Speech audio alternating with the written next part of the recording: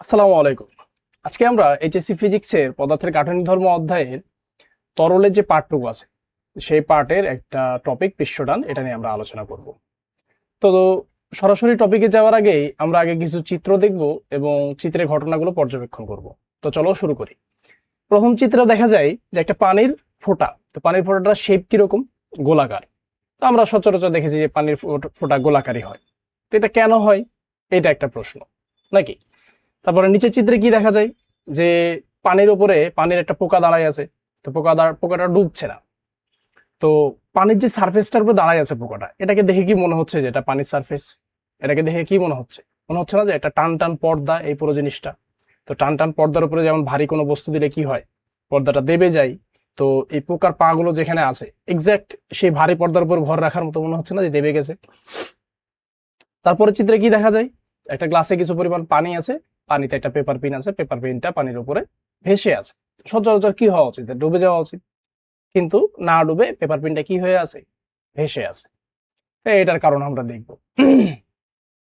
4 নম্বরে কি দেখা যায় যে এটা একটু আমি আলোচনা করে দিই যে ধরো যে বাইরের এই সাদা অংশটা হলো একটা বৃত্তাকার রিং। বৃত্তাকার রিং। এই রিংকে যদি তুমি কোনো সাবান পানির মধ্যে ডুবানোর পর কি হবে? এখানে সাবান পানির একটা লেয়ার তৈরি হবে। তো এই লেয়ারের মাঝখানে ধরো যে হলুদ রঙের একটা সুতো আমি একটা প্রান্তের সাথে আরেকটা প্রান্ত বেঁধে ভিজালাম প্রথমে পানিতে। পানিতে ভিজানোর পর এখানে দিলাম, না হলে কিন্তু এই সাবান পানির লেয়ারটা ফেটে যেত। তো এই ভেজা সুতো দেওয়ার পর কি হবে? এরকম একটা এলোমেলো শেপে থাকবে অ্যামিবার মতো। তো এই শেপের ভেতরেও থাকবে কি? সাবান পানির লেয়ার, বাইরেও থাকবে সাবান পানির লেয়ার। কিন্তু তুমি যখন এই সুতার ভেতরে সাবান পানির লেয়ারটা ফাটাই দিবা, তখন কি হবে? এই লেয়ার ফাটানোর সাথে সাথে দেখবা যে এই সুতার শেপটা সুন্দর সুষম গোলাকার শেপে পরিণত হয়েছে। তাহলে এইটা একটা ঘটনা দেখলাম আমরা, যে কি হয়, এই সাবান পানির লেয়ার ফাটাইলে এটা সুষম গোলাকার আকার শেপ ধারণ করে। তো এই সবগুলা কারণ আমরা পৃষ্ঠটানের টপিক যখন ব্যাখ্যা করব তখন আমরা এই প্রশ্নগুলোর সমাধান পেয়ে যাব। তো চলো আমরা একদম বেসিক থেকে শুরু করি। তো এই অধ্যায়ের নাম হলো পদার্থের গাঠনিক ধর্ম। তো এখানে আমরা কোন পদার্থ নিয়ে আলোচনা করছি? সেটা হলো তরল পদার্থ। কি পদার্থ? তরল পদার্থ। তো ধরো যে এখানে আমার একটা পানির পাত্র আছে। কিসের পাত্র? পানির পাত্র। তো এই পানির পাত্রে ধরো যে এইখান পর্যন্ত আমার পানি আছে, এইখান পর্যন্ত পানি আছে। পানির কালারটা দিয়ে দিলাম আমি নীল। তো ধরো এগুলা এগুলা ধরো পানি, এগুলা ধরো। তাহলে এখানে আমরা কিছু জিনিস দেখবো যে পানির মধ্যে কি আছে। পানির অসংখ্য অণু আছে। ধরো এটা পানির অণু একটা, এটা পানির অণু একটা, এটা পানির অণু একটা, এখানে অণু আছে, এই সারফেসে অণু আছে, সব জায়গায় কি আছে? পানির অণু আছে নাকি? তো এই যে পানির অণুগুলার মধ্যে একে অপরকে কি করে? এরা আকর্ষণ করে না? এই আকর্ষণ কি বলি আমরা? আন্তঃনবিক আকর্ষণ বলি। যে এই পরস্পর অণুগুলা যে বলে আকর্ষণ করে, এটাকে কি বলি? আন্তঃনবিক আকর্ষণ। তবে এটা একটা স্পেশাল নাম হলো যখন একই জাতীয় পদার্থ, তো এই পাত্রে এই যে যতগুলো পানি আছে, পানির অণুগুলা কি তরল না সবাই? তো এই সবগুলা তরলের অণুগুলোর মধ্যে একে অপরকে যে আকর্ষণ, এটা কি কি বলছি আমরা? সমশক্তি বা সংযুক্ত বল। তাহলে কি বলছি আমরা এটাকে? যে সমশক্তি বা সংযুক্ত বল। এটাকে ইংরেজিতে কি বলে? Cohesive force. কোহেসিভ ফোর্স, বোঝা গেল? এটা কি কোহেসিভ ফোর্স তাহলে কাকে বলে?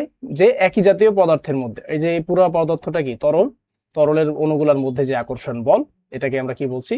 সংশক্তি বা সংযুক্ত বল বা কোহেসিভ ফোর্স। এখন দেখো এই পাত্রের যে পদার্থ, পাত্রটা কি কঠিন পদার্থ না? তো পাত্রের পদার্থের মধ্যে তো অণু আছে নাকি? তো ধরো পাত্রের একটা অণু আর এই তরলের একটা অণু, তাহলে কি দুইটা ভিন্ন জাতীয় পদার্থ না? তো এই দুইটা অণুর মধ্যে পরস্পর যে আকর্ষণ বল, এই বলকে আমরা কি বলছি? এই বলকে বলে আসঞ্জন বা অ্যাডহেসিভ ফোর্স। কি বলে? আসঞ্জন বল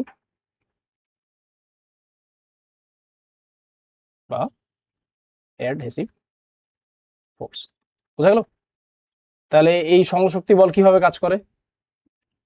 এটা কি করে? একই জাতীয় পদার্থের মধ্যে, এখানে লিখে দিই যে একই পদার্থ, একই পদার্থ। আর এটা যদি লিখি আমি, এটাকে কি লেখা যায়? ভিন্ন জাতীয় পদার্থ। ভিন্ন পদার্থ। বোঝা গেল? এখন দেখো এই সহশক্তি বলের ক্ষেত্রে আসি আমরা। তো এখানে দেখো এই অণুটাকে আকর্ষণ করছে। তো ধরো এটার একটা সীমা আছে যে হ্যাঁ এই একটা জায়গা, এই একটা ডিস্টেন্স পর্যন্ত এর আকর্ষণ প্রভাবটা বজায় থাকে। তাহলে ধরো যে এই ডিস্টেন্সটা হলো এইটুক, মানে এইটুক জুড়ে আর আকর্ষণ বলটাও বজায় থাকে। তাহলে ধরলাম এই ডিস্টেন্সটা ধরলাম যে ডি, নাকি? তাহলে এই ডি কে কি বলা হয়? ডি কে বলা হয় আন্তঃআণবিক পাল্লা। আন্তঃআণবিক পাল্লা। বোঝা গেল? আর এই আন্তঃআণবিক পাল্লাকে যদি আমি ব্যাসার্ধ ধরে যদি একটা বৃত্ত কল্পনা করি, বৃত্ত বলতে সরি গোলক কল্পনা করি, তাহলে এই গোলককে বলা হয় প্রভাব গোলক। কি গোলক বলা হয়? ধরো এটা হলো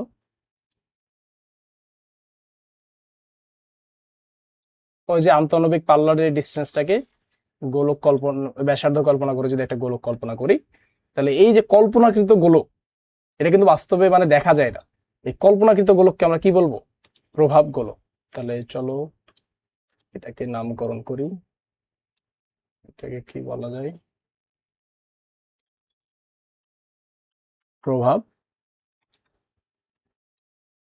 গোলক।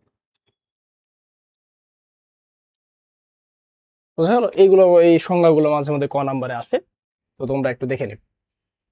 তাহলে এখন আমরা এই যে পানির অণুগুলো আছে, এই বিভিন্ন অণুর জন্য কিছু জিনিস দেখি। ধরো যে পানিতে এইখানে একটা অণু আছে, পানির ভেতরে এই ভেতরের দিকে এই জায়গায়। তো এই জায়গায় যে অণুটা আছে, তাহলে এর প্রভাবে এই গোলকের এরিয়া কতটুকু? এই যে এই জায়গাটুকু, এই জায়গাটুকুর মধ্যে যতগুলো পানির অণু আছে সবাই কি করবে? এই অণুটাকে আকর্ষণ করবে না, নাকি? এই অণু তাদেরকে আকর্ষণ করবে, ওরা তাকে আকর্ষণ করবে।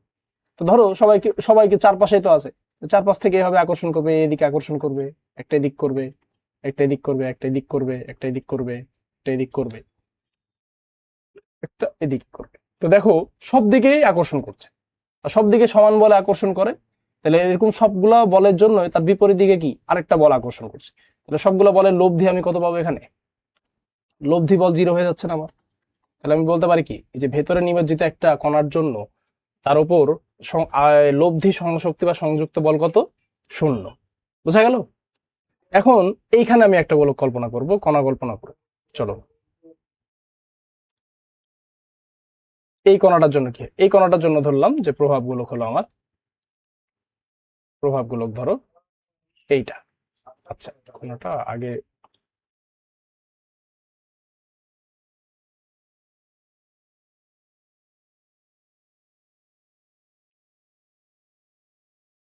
ধরো কণাটা এখানে আছে, তাহলে ধরো কণাটার জন্য প্রভাব গোলক হলো এইটা। তাহলে দেখো তো এটার ক্ষেত্রে কি হচ্ছে? এটার ক্ষেত্রে ওপরের এই জায়গাটুকু ফাঁপা না, নাকি? ফাঁকা, এই জায়গাতে কি কোনো পানির অণু নাই। তাহলে এটা যদি মাঝখান বরাবর কল্পনা করি, তাহলে এর ওপরের দিকে পানির পরিমাণ বেশি না নিচের দিকে পানির পরিমাণ বেশি বল? অবশ্যই দেখা যাচ্ছে নিচের দিকে পানির পরিমাণ বেশি, নাকি? উপরের দিকে যেহেতু একটা অংশ ফাঁকা আছে। তাহলে অণুর পরিমাণ যত বেশি, যতগুলো অণু ততগুলো কি থাকবে আমার?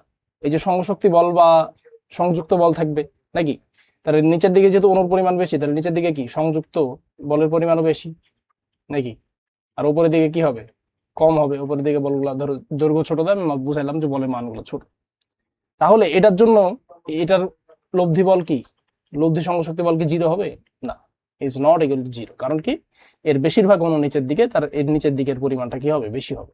তাহলে এর লব্ধি বলের ডিরেকশনটা কোন দিকে হবে? নিচের দিকে। বুঝা গেল? তাহলে সারফেসের একটা অণুর জন্য যদি আমি এটা কল্পনা করি, তাহলে কি হবে? ধরো সারফেসের একটা অণুর জন্য আমি প্রভাবিক গোলক আঁকলাম, প্রভাবগুলো আঁকলাম, প্রভাবগুলো আঁকলাম। তাহলে এটার জন্য কি হবে? এর ওপরের অর্ধেকে কি ফাঁকা, তার মানে এর ওপরে কি, ওপর এই অণুর জন্য ওপর দিক থেকে আকর্ষণ করার মতো কেউ নাই। তাহলে সম্পূর্ণ বল কোন দিকে আছে? এইদিকে আছে একটা, এইদিকে আছে, এইদিকে আছে, এদিকে আছে, এইদিকে আছে, নাকি? তাহলে এর জন্য লব্ধি বল পুরাটুকুই কোন দিকে আমার? নিচের দিকে। এই যে এই অ্যারো চিহ্ন দ্বারা আমি নিচের দিকে বোঝাইলাম আর কি। তাহলে সারফেসে যতগুলো অণু আছে সবার কি টেন্ডেন্সি তাহলে কোন দিকে যাওয়া থাকবে? নিচের দিকে তো যাও না, নাকি? তাই নিচের দিকে যাওয়ার এই টেন্ডেন্সিটাকে কি বলা যায়? নিচের উপরে যেহেতু সারফেস, তাহলে সারফেসটা কি চাইবে? নিচের দিকে যাওয়ার টেন্ডেন্সি থাকলে সংকুচিত করে ফেলতে চাইবে, নাকি? পুরো সারফেসটাকে কি করতে চাইবে? সংকুচিত করে ফেলতে চাইবে। তো এই কথাটাকে কি বলা যায়? এই কথাটাকে বলা যায় যে তরলের একটি ধর্ম কি? ধর্ম তার সারফেসকে সংকুচিত করতে চায়, সংকুচিত করতে চায়। তার মানে এই কথাটা যখন পরীক্ষা নিরীক্ষার মাধ্যমে আমরা বিশ্লেষণ করলাম, তখন দেখা যায় যে আসলে জিনিসটা কথাটা দ্বারা বোঝায় যে তার সারফেস এরিয়া সর্বনিম্ন রাখতে চাই। কি চাই? সারফেস এরিয়া সর্বনিম্ন রাখতে চাই।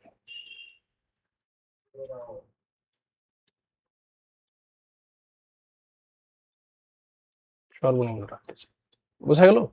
তাহলে এই পুরো ঘটনার মধ্যে আমরা একটা জিনিস কি দেখলাম, যে পানি সারফেসের অনুকূলা যেহেতু ভেতরের দিকে একটা লব্ধি লব্ধি সংশক্তি বল অনুভব করে, তার কারণে কি হয়, সংকুচিত হওয়ার একটা টেন্ডেন্সি দেখায়। আর সংকুচিত হওয়ার টেন্ডেন্সি মানে কি বোঝায়, মানে তার সারফেস এরিয়াটা সবসময় কি রাখবে, সর্বনিম্ন রাখবে। বোঝা গেল? সারফেস এরিয়া কি রাখবে, সর্বনিম্ন। তাহলে এই ঘটনা জানার পর চলো আমরা আগের ঘটনাগুলো একটু দেখে আসি। তো এই যে পানির গোলাকার যে শেপটা আমরা দেখতে পাচ্ছি, এখানে ঘটনাটা কি ঘটে, পানির যে বাইরের সারফেসের যে অনুকূল, এগুলো সবাই কি ভেতরের দিকে একটা বল অনুভব করে না নাকি? সবাই কি করে, ভেতরের দিকে একটা বল অনুভব করে।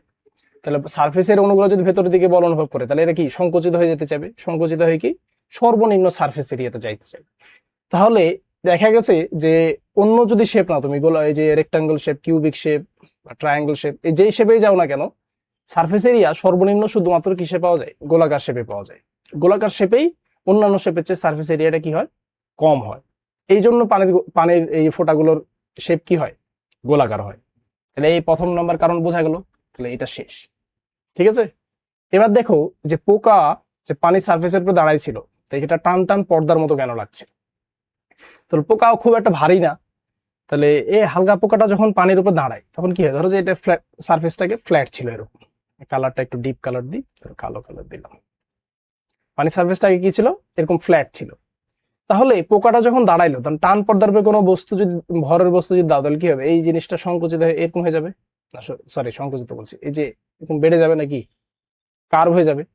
এরকম কার্ভ হলে কি হয়, সারফেস এরিয়াটা বেড়ে যায় আমার। তাহলে আমরা কি জানি, পানির টেন্ডেন্সি হলো সারফেস এরিয়া কমানো, নট বাড়ানো। বোঝা গেল? তাহলে কমাইতে যদি চাই, তাহলে এ কি করবে, আবার ওই যে আগের অবস্থায় ফিরে যেতে চাইবে, ফ্ল্যাট হতে চাইবে।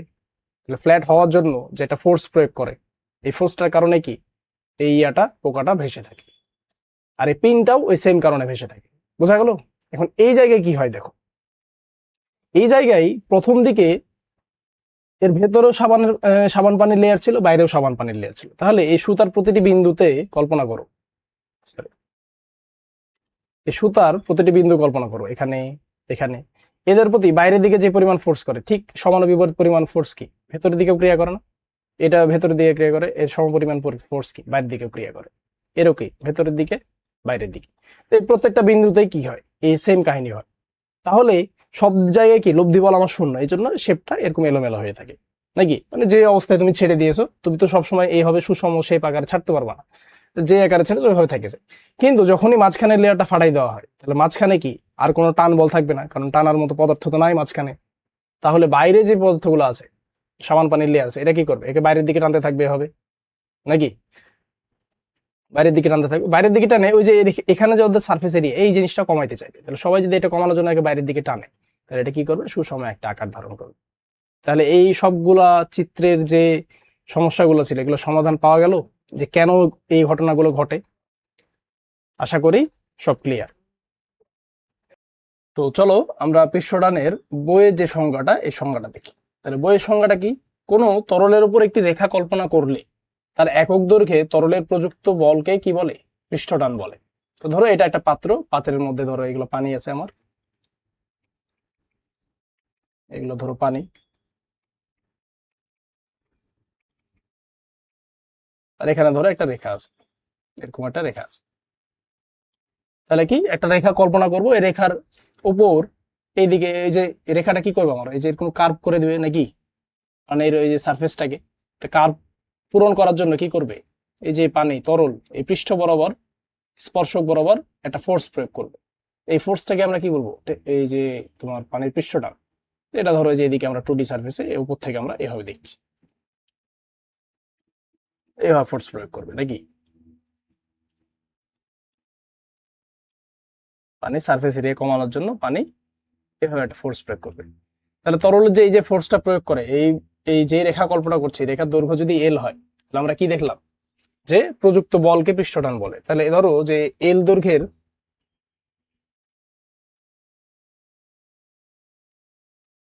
রেখার উপর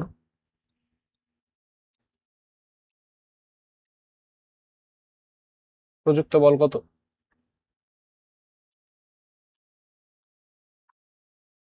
প্রযুক্ত বল যদি এফ হয়, তাহলে আমরা এখানে পৃষ্ঠটানের সংজ্ঞায় কি দেখেছি? একক দৈর্ঘ্যে তরলের প্রযুক্ত বল নাকি? তাহলে এক দৈর্ঘ্যে প্রযুক্ত বল কত হবে আমার?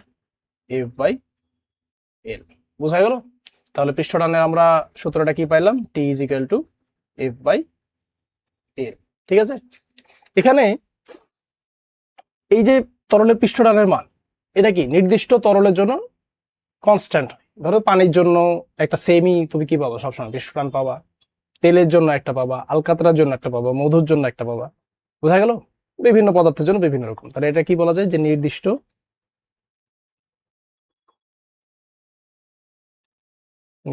তরলের জন্য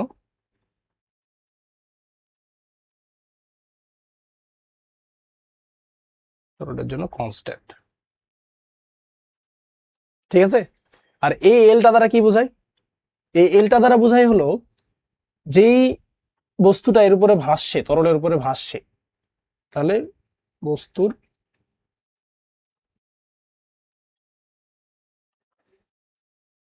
কতটুকু দৈর্ঘ্য পানি স্পর্শ করে থাকে, পানি স্পর্শ করে থাকে। এই কথা দুটো কিন্তু খুবই ইম্পর্টেন্ট। এই কথাটা তোমরা নোট ডাউন করে ফেলো। তাহলে টি কি? নির্দিষ্ট তরলের জন্য নির্দিষ্ট মান থাকে টি এর, অর্থাৎ পৃষ্ঠটানের। আর এল হলো যেই বস্তুটা তুমি পানির উপরে রাখবা, সেই বস্তুর কতটুকু অংশ বা কতটুকু দৈর্ঘ্য পানির সাথে স্পর্শ করে আছে। বোঝা গেল?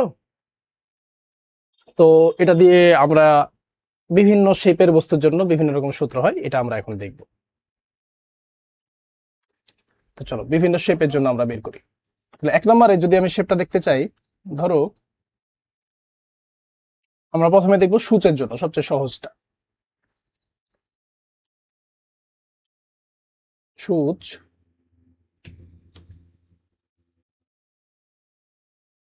বা সরু তার বলা যায়, সূচ বা সরু তার। বোঝা গেল? চলো এটার জন্য দেখি। তো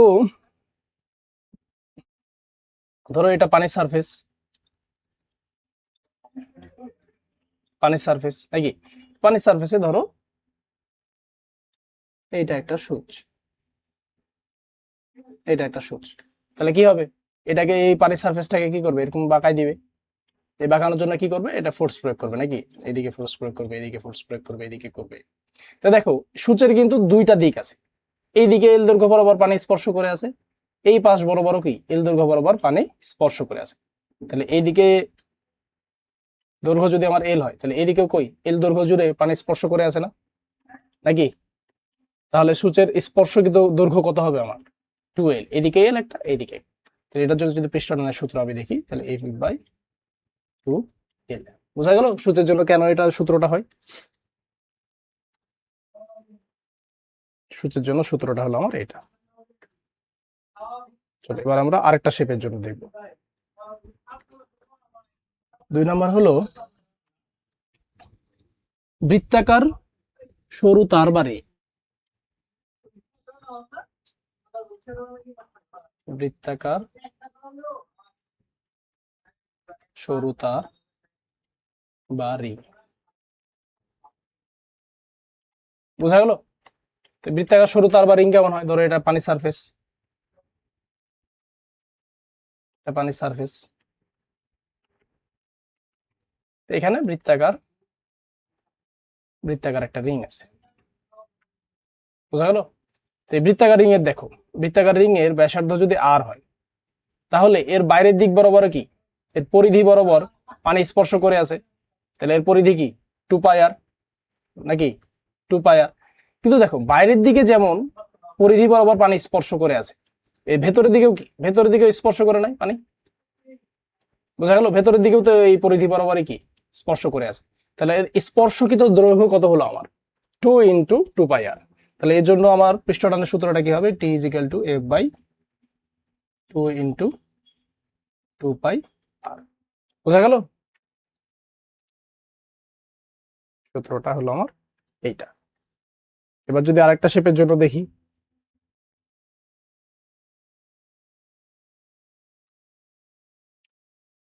আরেকটা শেপ কি দিব আমরা? বৃত্তাকার চাকতি দিলাম এবার।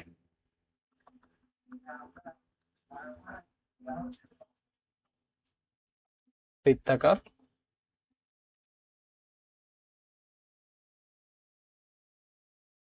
চাকতি, ঠিক আছে। তো বৃত্তাকার চাকতি ধরো আঁকি, এটা হলো পানি,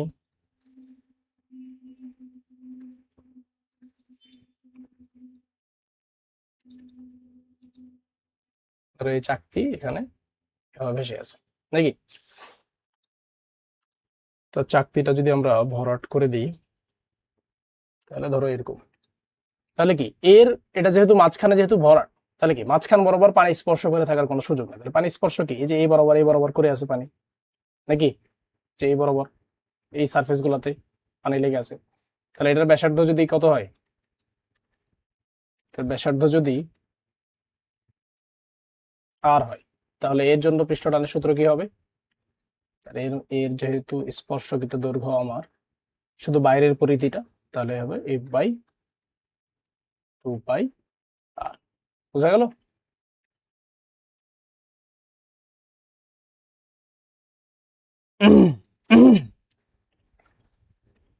চলো এখন আমরা আরো 3টা শেপের জন্য দেখব। আশা করি এই কয়টা করলে এইচএসসি বোর্ড পরীক্ষা সহ অ্যাডমিশন পর্যন্ত কোনো কোশ্চেনে আটকাবে না। তাহলে একটা শেপ কি দেখবো আমরা? এবার দেখি ফাঁপা সিলিন্ডার বা পাতলা পুরুত্বের সিলিন্ডার। বোঝা গেল? দেখো 3 নাম্বার কি দিব না, সরি এটা 4 নাম্বার।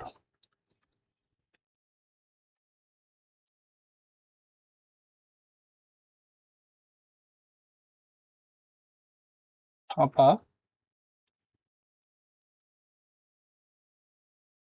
পাতলা, আচ্ছা পাতলা পুরুত্ব বলতে কি বুঝি আমরা? বাইরের রেডিয়াস আর ভেতরের রেডিয়াস ধরো প্রায় সমান, এটাকে বললাম পাতলা পুরুত্ব। পাতলা পুরুত্বের সিলিন্ডার। তাহলে ধরো এটা পানির সারফেস, পানির সারফেস, তো এখানে একটা সিলিন্ডার ডুবে আছে ধরো এরকম, এরকম একটা সিলিন্ডার ডুবে আছে। তাহলে দেখো এর ভেতরে বড় বড় কি পানি লেগে আছে, বাইরে বড় বড় পানি লেগে আছে। তাহলে এটার ক্ষেত্রে এটা কি সেম না? যদি তুমি এই যে একটা অংশ কল্পনা করো তাহলে সেটা কি বৃত্তাকার সরু রিং বা তারের মতো না? এর ভেতরের দিক বরাবর কি পরিধি জুড়ে পানি লেগে আছে, বাইরের দিক বরাবর পরিধি জুড়ে। তাই এটার ব্যাসার্ধ যদি আর হয় তাহলে কি এটার জন্য আমার টেনশন ফোর পৃষ্ঠটানের সূত্র হবে এফ বাই 2 ইন্টু 2 পাই আর। ঠিক আছে?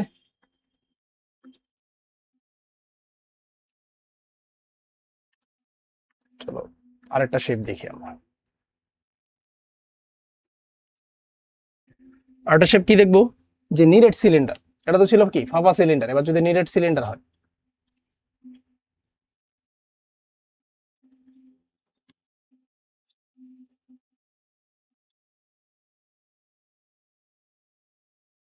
নিরেট সিলিন্ডার ধরো এটা একটা পানি,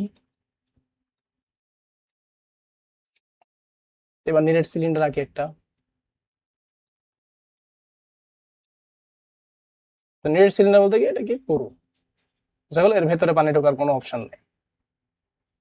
তাহলে পুরো যদি হয় তাহলে পানি কি শুধু বাইরের দিক থেকে লেগে থাকবে না, এই যে দিক থেকে লেগে থাকবে কি এই যে পরিধি জুড়ে, এই যে ভেতর বৃত্তাকার যে পরিধি, তাহলে এটা ব্যাসার্ধ যদি আর হয় তাহলে এটার জন্য আমার পৃষ্ঠটানের সূত্র কি হবে? এফ বাই এই যে এই বৃত্তাকার চাকতির মতো হবে 2 পাই সিম্পলি। ঠিক আছে?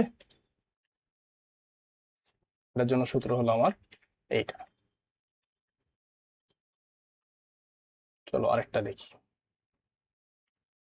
আরেকটা কি দেখবো, লাস্ট 6 নাম্বারটা। এটা হলো একটি ঘনক, একটি কি ঘনক, ঠিক আছে। ধরো এটা পানির লেয়ার,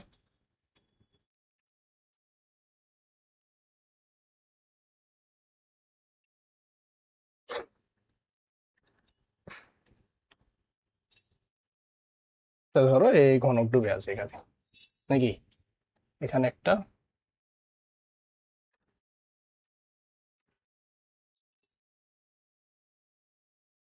এখানে একটা,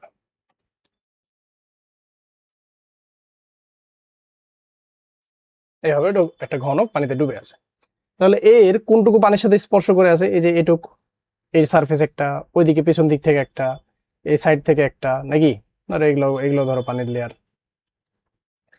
তাহলে এর জন্য আমার সূত্রটা কি হবে, ধরো এর দৈর্ঘ্য যদি এ হয়, প্রস্থ যদি বি হয়, আর উচ্চতা যদি এইচ হয়, নাকি।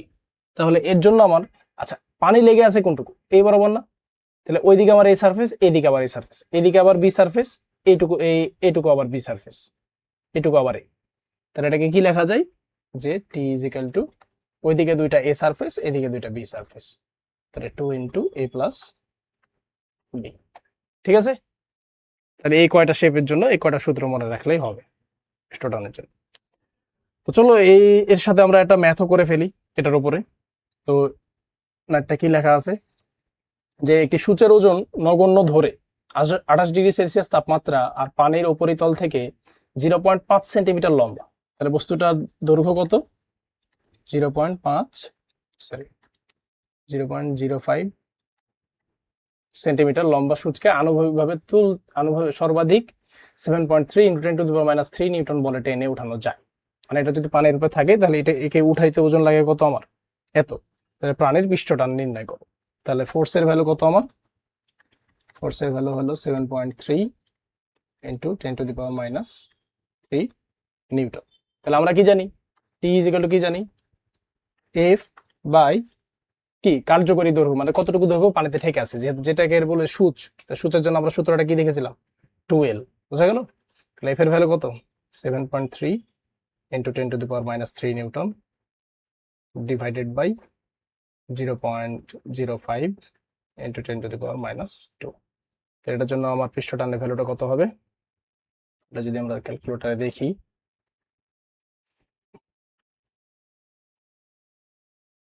তাহলে 7.3 - 3 divided by 0.05 x - 2, এটা হলো আমার 14.6, বুঝা গেল, 14.6 নিউটন পার মিটার। সিম্পল, এরকম এখন তোমার যেই শেপ দেওয়া থাকবে ওই শেপের সূত্র বসাই দিলেই হয়ে যাবে। এর পরবর্তী ক্লাসে আমরা পৃষ্ঠ শক্তি নিয়ে আলোচনা করব। তার আগে আরেকটা জিনিস তোমাদের দেখাই দিই, সেটা হলো কিছু কারণে তলের পৃষ্ঠটানের উপর প্রভাব বিস্তার করে। সেগুলো কি, দূষণ, তেল চর্বি ইত্যাদি দ্বারা দূষিত হলে পৃষ্ঠটান কমে যায়। তাহলে পানির উপর যদি তুমি তেল ঢেলে দাও তাহলে কি পানির পৃষ্ঠটান কমে যাবে, কারণ তেলের পৃষ্ঠটান পানির পৃষ্ঠটানের চেয়ে কম। তেল যেহেতু পানির স্তরের উপরে উঠে যাবে, তাহলে সারফেসটা কি হবে তখন, তেলের সারফেস। এই জন্য কি হয়, পানির পৃষ্ঠটান কমে যায়। দ্রবীভূত পদার্থের উপস্থিতি, অধিকাংশ অজৈব লবণ পৃষ্ঠটান বৃদ্ধি করে, জৈব পদার্থ সাধারণত পৃষ্ঠটান হ্রাস করে। এগুলো এমসিকিউ এর জন্য আসে, এগুলো মনে রাখো। তাপমাত্রা, তাপমাত্রা বাড়লে পৃষ্ঠটান কমে, তাপমাত্রা কমলে পৃষ্ঠটান বাড়ে। এটা কেন হয়, তাপমাত্রা যখন বাড়ে তখন কি হয়, অণুগুলো ছোটাছুটি বাড়ে, ফলে কি হয়, ওই যে টান টান যে একটা অবস্থা ওইটা কমে যায়, যার কারণে কি পৃষ্ঠটান কমে যায়। আর তাপমাত্রা কমলে পৃষ্ঠটান বাড়ে। তরলের মাধ্যমের উপর, তরলের মাধ্যমের উপর কি পৃষ্ঠটান ডিপেন্ড করে, বললাম না যে বিভিন্ন তরলের জন্য বিভিন্ন রকম হয়। তরলের উপর কোন মাধ্যম বায়ু আছে তার উপর পৃষ্ঠটান নির্ভর করে। তাহলে তরলের উপরে কোন মাধ্যম আছে, তরলের উপর যদি বাতাস থাকে তাহলে পৃষ্ঠটান একরকম হবে, অন্য কোনো জিনিস থাকলে কি হবে, অন্যরকম হবে। সংস্পর্শে থাকা অন্য বস্তুর উপস্থিতি, অন্য বস্তুর সংস্পর্শে এলে পৃষ্ঠটানের মান পরিবর্তিত, সাধারণত হ্রাস হতে পারে। বোঝা গেল, এগুলা মুখস্থ টাইপের পড়া।